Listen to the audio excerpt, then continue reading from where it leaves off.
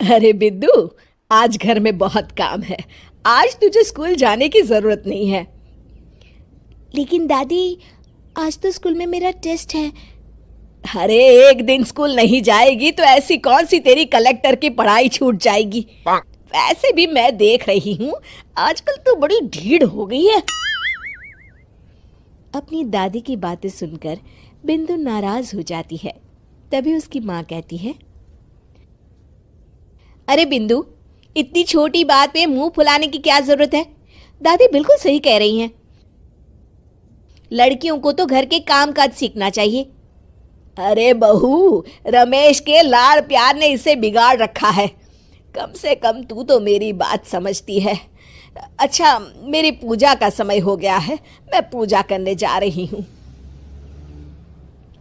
इतना कहकर रमेश की माँ वहां से चली जाती है। इस तरह बिंदु की दादी और माँ दोनों अक्सर उसे घर के कामों में ही उलझा कर रखते थे। कुछ दिनों के बाद राजू और बिंदु के 10वीं के रिजल्ट्स आते हैं। दोनों बच्चे दादी को अपना अपना रिपोर्ट कार्ड दिखाते हैं। शाबाश मेरे लाल, तू तो बड़े अच्छे नंबरों से पास हुआ है।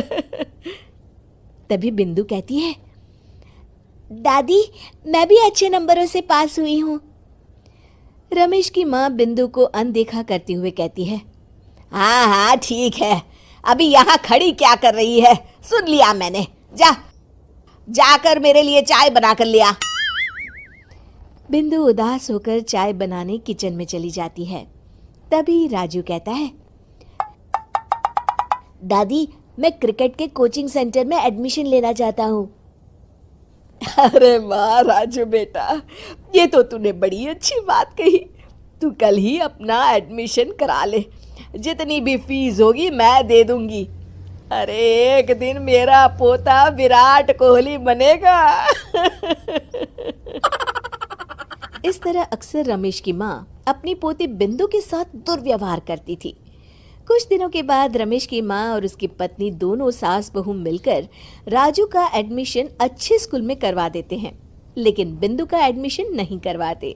इस बात से नाराज होकर बिंदु अपनी दादी से कहती है, लेकिन दादी, मुझे भी आगे की पढ़ाई करनी है। अरे क्या करेगी आगे की पढ़ाई लिखाई करके, हैं? आज से ये पढ़ाई का भूत अपने दिमाग से उतार दे।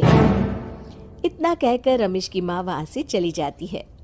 उस दिन के बाद से बिंदु की पढ़ाई हमेशा के लिए छूट जाती है और उसकी दादी उससे घर के सारे काम करवाना शुरू कर देती है। इस तरह उसका सारा दिन घर के कामों में ही बीत जाता था। कुछ दिन बीत जाते हैं और एक दिन रमेश छुट्टियों पर घर आता है।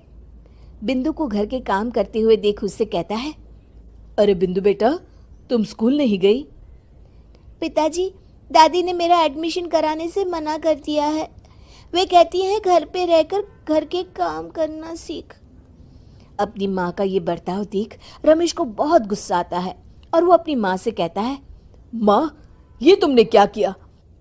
आगे की पढ़ाई के लिए स्कूल में बिंदु का एडमिशन क्यों नहीं करवाया?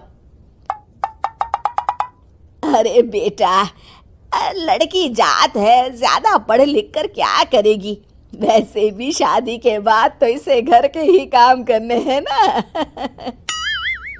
तुम किस जमाने में जी रही हो माँ?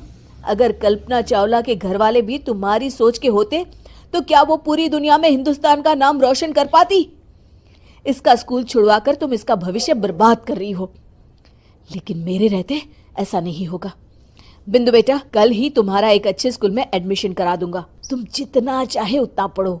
मेरे होते हुए तुम्हें किसी बात की चिंता करने की जरूरत नहीं है। अपने पिता से हौसला पाकर बिंदु खुश हो जाती है और कहती है, जी पापा, मैं खूब मन लगाकर पढ़ाई करूंगी और बड़ी होकर डॉक्टर बनूंगी।